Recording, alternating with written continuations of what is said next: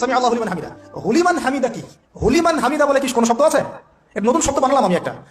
আল্লাহু আকবার।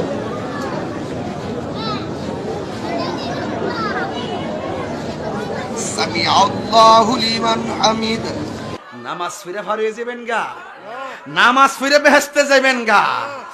আহলে বায়তের মহব্বত করে নামাজ পড়েন। এই জন্য নামাজের ভিতরে ডাইরেক্ট লেখা আছে, আপনি যখন তাশাহুদ পড়েন এরপর কি পড়েন? আল্লাহুম্মা সাল্লি আলা মুহাম্মদ ওয়া আলা আলে মুহাম্মদ ওয়া আলা আলে মানে আহলে বায়ত। আর বড় করে কোন সুবহানাল্লাহ কোন না। খুব গভীর ওয়াজ, সাধারণ নলেজ নিয়ে শুনবেন না। আল্লাহুম্মা সাল্লি আলা মুহাম্মদ, নবীর উপরে দরুদ পড়তেছি, আবার এখানে লাগাইছে ওয়া আলা আলে, এমনি হারা জবর আছে, হারা জবর খারা জবর আছে নিও, ওয়া আলা আলে মুহাম্মদ, নবীর আহলে বায়তের উপরে দরুদ।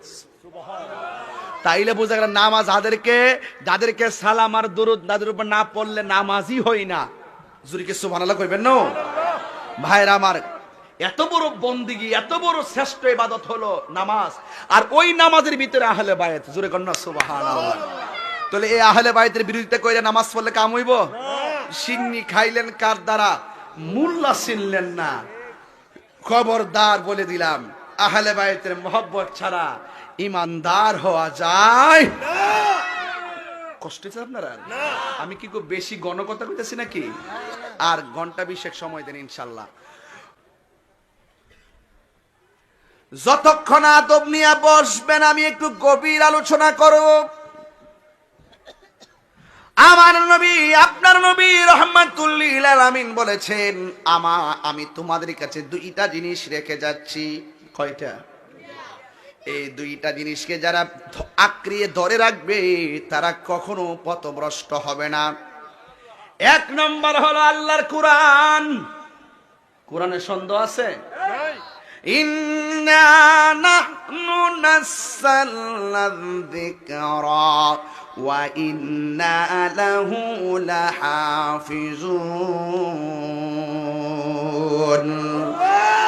এই কোরআন নাজিল করেছে একজন, জবান খুলে বলো তিনি কে? আমার আল্লাহ কোরআন নাজিল করেছেন। কোরআন হেফাজতের দায়িত্ব আমার আল্লাহ কাউকে দেয় নাই, একজনের হাতে রেখে দিয়েছেন। জবান খুলে বলুন তিনি কে?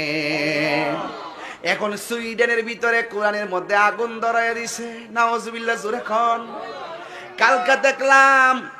কালকে দেখলাম হিন্দুর লাশ যেই ঘরের মধ্যে পড়ে এমন একটা ঘর বানাইছে, জানি না সেটা কোন দেশে, এটার ভিতরে কোরআন ঢুকাইয়া পড়তেছে। জোরে কোন নাউজুবিল্লাহ। এখন আগুন দিয়াও কোরআন পুরাই।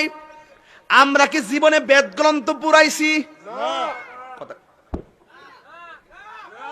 এই আমার পোলা পান্ডি আজকে পোলা পান্ডি, এই আমার ছেলে